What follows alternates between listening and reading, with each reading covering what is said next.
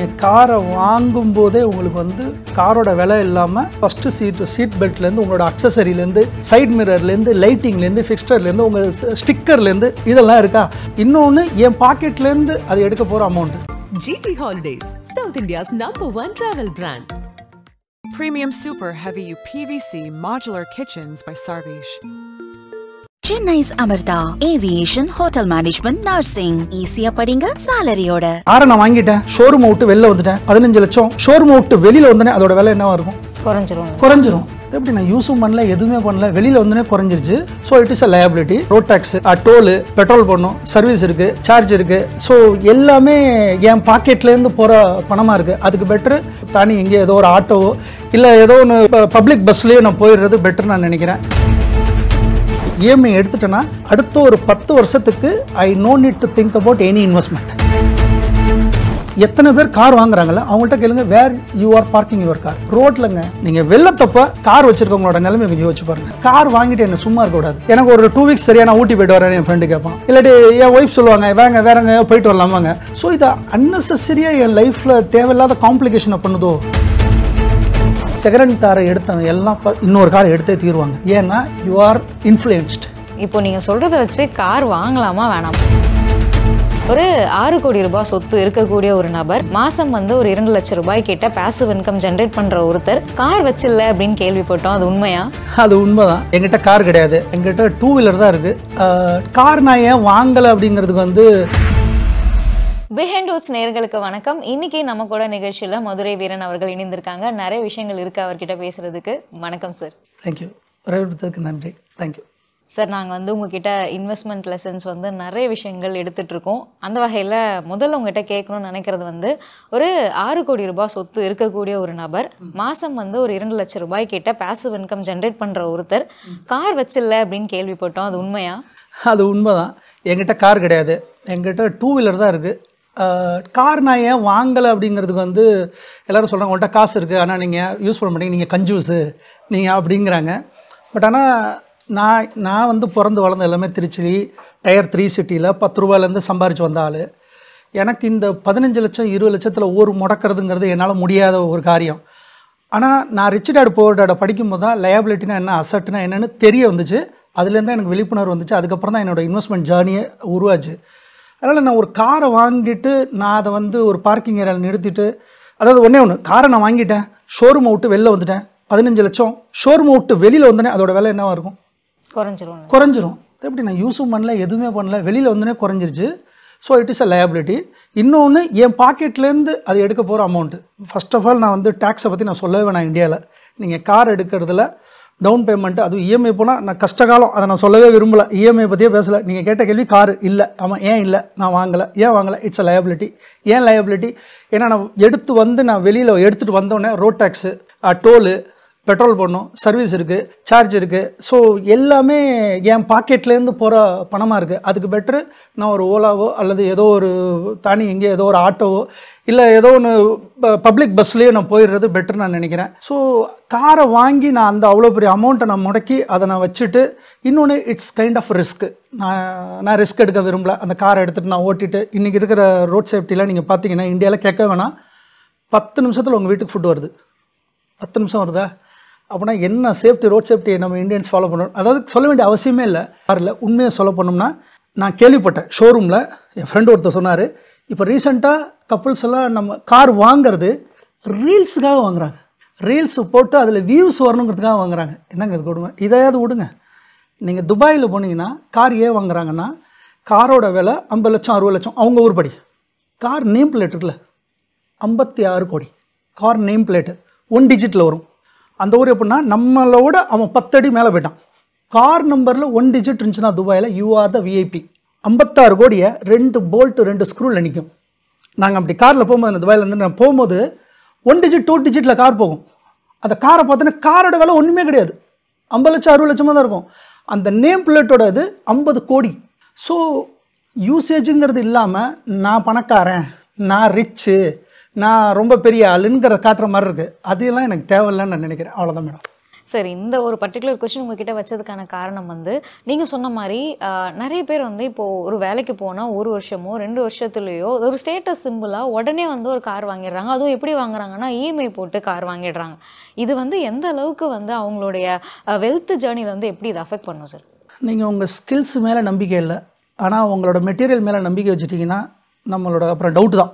என் skills மேலே நம்பிக்கை இருக்குது, என் ட்ரெஸ் மேலே நம்பிக்கை இல்லை, நான் போட்டிருக்க ஷூ செப்பல் மேலே நம்பிக்கை இல்லை, நான் என்ன டெலிவரி பண்ண போகிறேன் ஒர்க்கு, என் குவாலிட்டி ஆஃப் ஒர்க் என்னங்கிறத கன்சர்ன் பண்ணாங்கன்னா they don't need the material. நான் வாட்ச் கட்டினா தான் என் மேனேஜர் என்னை பார்ப்பாரு, நான் ஷூ நல்லா போட்டிருந்தா தான் என் சிஓ பார்ப்பாரு, என் கொலீக்ஸ் பார்ப்பாங்க. அதெல்லாம் தேவையில்லாது. இன்னொன்று இஎம்ஐ பற்றி சொல்ல வேணாம். இஎம்ஐ நான் எடுத்துட்டேன்னா இட்ஸ் 12% to 14% இருக்குது இல்லையா? நிஃப்டி கொடுக்குறதே உங்களுக்கு 12% தான். ஸோ நான் ஒரு இஎம்ஐ எடுத்துட்டேன்னா அடுத்த ஒரு 10 வருஷத்துக்கு I no need to think about any investment. ஏன்னா அந்த கார்லேயே நான் முடங்கிட்டேன். ஒரு கார் நீங்கள் வாங்கிட்டீங்க அப்படின்னா நீங்கள் என்டையர் அடுத்து ஒரு 7-8 வருஷம் மாட்டிருக்கீங்க. ஆனால் நான் கார் வாங்கணும்னு ஒரு கொஷின் வாங்குங்க. யாராவது பார்க்குறாங்கன்னா வாங்குங்க. அந்த கார் அந்த ஒரு வருஷத்தில் நீங்கள் வாங்கின அமௌண்ட்டை ரிட்டர்ன் பேக் அந்த கார் பண்ணிடுச்சுன்னா தட் இஸ் அசெட். 1 இயர்க்கு அப்புறம் that is free for you. ஆனால் எத்தனை பேர் அதுக்காக வாங்குகிறோம்? நான் ஒரு ட்ராவல் போகிறேன் இன்றைக்கி, நான் போயிட்டேன், அந்த மீட்டிங்கை பிடிச்சிட்டேன், ரிட்டன் வந்துட்டேன், அந்த மீட்டிங்கில் நான் சைன் பண்ணி ஏதோ ஒரு ப்ராஜெக்ட் சக்ஸஸ்ஃபுல்லாக பண்ணிவிட்டேன், முடிச்சிட்டேன், அதில் ஒரு ஜென்ரேட் ஆகிடுச்சு என் அக்கௌண்ட்டுக்கு கிரெடிட் ஆகிடுச்சு அமௌண்ட்லனா தட் இஸ் அசெட். ஆனால் எத்தனை பேர் அப்படி அசெட்டுக்காக பண்ணுறோம்? நோபடி. சரி, இப்போது இன்னொரு பக்கம் இதை பார்த்தோம் அப்படின்னா நிறைய பேர் எதுக்காக கார் வாங்குறாங்கன்னா என் ஃபேமிலி வந்து நான் வந்து சேஃபாக கூட்டிகிட்டு போகணும், சேஃபாக கூட்டிகிட்டு வரணும், அவங்களுக்கு வந்து நான் தான் இதை அனுபவிக்கலை, அவங்க வந்து இதெல்லாம் அனுபவிக்கணும்ல அப்படிங்கிற ஒரு மனப்பான்மையோடு இருக்காங்கல்ல சார்? உண்மைதான். கார் வாங்கிட்டு பார்க்கிங் மட்டும் அவங்கள எங்கே வைக்கிறாங்கன்னு கேளுங்க கொஞ்சம். சென்னையில் பார்க்கிங் ஸ்லாட்டுங்கிறது எவ்வளோ பெரிய பிரச்சனை இருக்குது. கேட்க வேணாங்க. பார்க்கிங்லாம் இன்றைக்கி வந்து நீங்கள் அடையாறு அந்த பக்கம் போங்க, வீட்டில் பார்க்கிங் கிடையாதுங்க. ஏன்னா இன்றைக்கி ரியல் எஸ்டேட்டே இன்றைக்கி எப்படின்னா பார்க்கிங் இல்லாத வீடே போகிறதில்ல. அன்றைக்கெல்லாம் பார்த்திங்கன்னா நம்ம வீட்டில் ஏசிக்கு ஹோல் போட்டுருந்துருக்க மாட்டோம். ஏன்னா நமக்கு அந்த தாட்டே கிடையாது. ஏசிலாம் நம்ம யூஸ் பண்ணுவோன்னு நமக்கு தெரியாது. எங்கள் வீட்டில் திருச்சியில் இன்னும் ஞாபகம் இருக்குது, எனக்கு ஒன்றுமே இல்லை, நாங்கள் அதெல்லாம் யோசித்ததே கிடையாது. இன்றைக்கி நீங்கள் பார்த்தீங்கன்னா வீடுன்னு வந்துட்டு அதில் ஏசி போடணும், கார் ஸ்லாட் வைக்கணும் அப்படிங்கலாம் வச்சு. இன்றைக்கி எத்தனை பேர் கார் வாங்குறாங்கல்ல அவங்கள்ட்ட கேளுங்க, where you are parking your car? ரோட்டில் புது காரை போய் ரோட்டில் நிறுத்துகிறாங்க. வெளில வந்துச்சுனாக்கா அப்படியே உள்ள போது இன்சூரன்ஸ் கிளைம் பண்ணுறாங்க. இன்சூரன்ஸும் ஒரு 60% 70% தான் வரும். நீங்கள் வெள்ளத்தப்போ கார் வச்சுருக்கவங்களோட நிலைமை கொஞ்சம் யோசிச்சு பாருங்கள். நான் ஃபேமிலியை வந்து சேஃபாக வைக்கிறேங்கிற பேரில் என்னோடய இன்வெஸ்ட்மெண்ட்டையும் நான் கெடுத்து சரி நான் வாங்கிட்டேன், நான் கார் வாங்கிட்டேன். அந்த கார் வாங்கிட்டு என்ன சும்மா இருக்கக்கூடாது. ஒரு பேர் ப்ரெஷரில் கார் வாங்கிட்டா சும்மா இருக்குது, எனக்கு ஒரு 2 வீக்ஸ் சரியாக நான் ஊட்டி போய்ட்டு வரேன் என் ஃப்ரெண்டு கேட்பான். இல்லாட்டி என் ஒய்ஃப் சொல்லுவாங்க வேறங்க போயிட்டு வரலாமாங்க. ஸோ இதை அன்னெசரியாக என் லைஃப்பில் தேவையில்லாத காம்ப்ளிகேஷனை பண்ணுதோ. பார்க்கிங் ஏரியா சரியில்லை, மழை வந்தால் அதை கவனிக்கணும். நான் என்னைய பார்ப்பேன்னா அந்த காரை பார்த்துட்டு இருப்பேன். நான் போட்டு காசு வாங்கிட்டு நான் உன்னைய கவனிச்சுட்டு இருந்தேன். அப்போ நான் என்ன தான் பண்ணுறது? என் ஸ்கில்ஸு என்னோடய வேலையை நான் பார்க்க வேணாமா? ஸோ இது ஒரு காம்ப்ளிகேஷனாக விஷயம் மாதிரி தெரியுது எனக்கு என்னமோ கார். சார், ஒரு புத்தகத்தில் வந்து படிச்சிருந்தேன், ஒரு பொருள் நம்ம வாங்குறோன்னா அதை மட்டும் பார்க்குறோம். இப்போ நம்ம கார் வாங்கும்போது கூட இஎம்ஐ தானே பே பண்ணிடலாம், டவுன் பேமெண்ட் கொடுத்துரும் அப்படின்னு பார்க்குறோம். பட் அதை தாண்டி இருக்க செலவுகள் இருக்கு இல்லையா, மெயின்டெனன்ஸோ இல்லை வந்து பெட்ரோலோ, இந்த செலவுகள்லாம் நம்ம பார்க்கறது இல்லை அப்படின்னு படிச்சிருந்தேன். ஸோ இந்த மாதிரி நீங்கள் ஏதாவது லிஸ்ட் பண்ணி ஐயோ இதெல்லாம் நிறைய இருக்குது அதனால நான் எனக்கு வேணாம்ப்பா அப்படின்னு நினச்சிருக்கேன். நீங்கள் காரை வாங்கும்போதே உங்களுக்கு வந்து காரோட விலை இல்லாமல் டேக்ஸஸ்ன்னு சொல்லி நிறையா டேக்ஸ் இருக்குது. ஜிஎஸ்டி, அந்த எஸ்டி, இந்த எஸ்டின்னு எல்லாமே இருக்குது. அது ஒரு சைடு. அதுக்கப்புறம் ரோட் டேக்ஸு, அடுத்து ரெஜிஸ்ட்ரேஷன் ஃபீ, ரெஜிஸ்ட்ரேஷன்லாம் ஆர்டிஓவில் அங்கே போகிறீங்க. அடுத்து உங்கள் லைசன்ஸு, அது ஒரு செலவு. அடுத்து வண்டியை எடுத்துகிட்டு வெளில வரீங்கன்னா ஃபஸ்ட்டு சீட் பெல்ட்லேருந்து உங்களோட அக்சசரிலேருந்து சைட் மிரர்லேருந்து லைட்டிங்லேருந்து ஃபிக்ஸ்டர்லேருந்து உங்கள் ஸ்டிக்கர்லேருந்து இதெல்லாம் இருக்கா. அடுத்து நேம் பிளேட் என்ன கலரில் இருக்கணும், என்ன பில்டப்பில் இருக்கணும், அதுக்கு ஒரு செலவாக. அடுத்து சோஃபாவில் இது எந்த சோஃபா இருக்கணும், குஷன் வைக்கணுமா, அது வைக்கணுமா, கழுத்துக்கு இது வைக்கணுமா, அது ஒரு செலவு. சரி இதெல்லாம் நான் முடிச்சுட்டு வண்டியை எடுக்கிறேன்னா அதுக்கு முன்னாடி பார்த்தீங்கன்னா எனக்கு ஹெட்லைட்டில் அது இருக்கணுமா, அந்த டிசைன் வேணுமா, இந்த டிசைன் ஃபிட் அப்புனே தனியாக ஒரு கணக்கு. சரி அதை வாங்கிட்டு வெளில வந்துட்டேன். பார்க்கிங் ஏரியா நான் போனேன்னா பார்க்கிங் ஏரியா இன்றைக்கி ரெண்டலில் இருங்க. என் ஃப்ரெண்ட்ஸ்லாம் நிறைய பேர் காரை தே ஆர் பார்க்கிங் இன் பெரம்பூரில் வந்து பார்க்கிங்கில் மாதம் 4000க்கு பார்க்கிங்கு, மாதம் 4000 ரூபா. சரி அதுக்கப்புறம் தான் பெட்ரோலுக்கே வரேன் நான். பெட்ரோலை விடுங்க, பெட்ரோலு டோலு அதையும் விடுங்க, ஃபைனு. இப்போ வேறு சிசிடிவிலாம் வேறு வச்சுட்டாங்க. சீட் பெல்ட்டெல்லாம் இல்லைன்னா அதுவாக ஃபோட்டோ எடுத்து அதுவாக உங்களுக்கு வந்து அனுப்பிடுது. ஸோ எல்லாமே டிஜிட்டலில் வந்துருச்சு. ஸோ அடுத்து பேமெண்ட்டு நான் எல்லாமே உங்களுக்கு அந்த மாதிரி போகிறனால உங்களைய மீறி நீங்கள் நினச்சது ஒன்று, காலை விட்டுட்டீங்க, கிணத்துல விட்டுட்டோம். நம்ம நினச்சோம் ஆழம் இருக்காதுன்னு, ஆனால் இறங்கி பார்த்தா தான் தெரியும் உள்ளே போயிட்டே இருக்கும், கடைசியோட இழுத்துரும் நம்மளே. ஸோ இன்வெஸ்ட்மெண்ட்டு போகுது. என்னோடய மாத பட்ஜெட்டில் நான் அதுக்குன்னு தனியாக ஒதுக்கி வைக்க வேண்டிய எல்லாம் இருக்குது. ஸ்கூல் ஃபீஸ், என் குழந்தைக்கு கட்டுற ஸ்கூல் ஃபீஸில் நான் கவனத்தை செலுத்தலாம், இதில் போய் நான் கவனம் செலுத்த வேணான்னு பார்க்குறேன். சில பேர் வந்து செகண்ட் ஹேண்ட் கார் வாங்குறாங்கல்ல சார், உங்களோட ஒப்பீனியன் அதை பற்றி?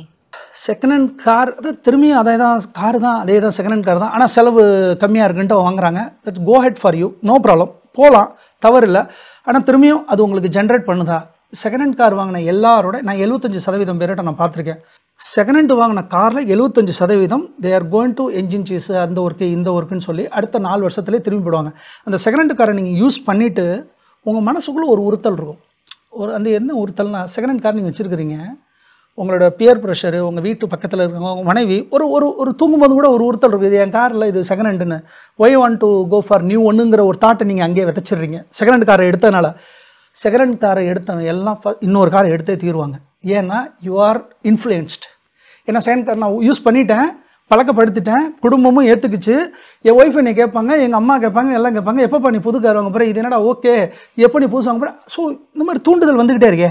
ஸோ அதெல்லாம் கூட இருக்குது.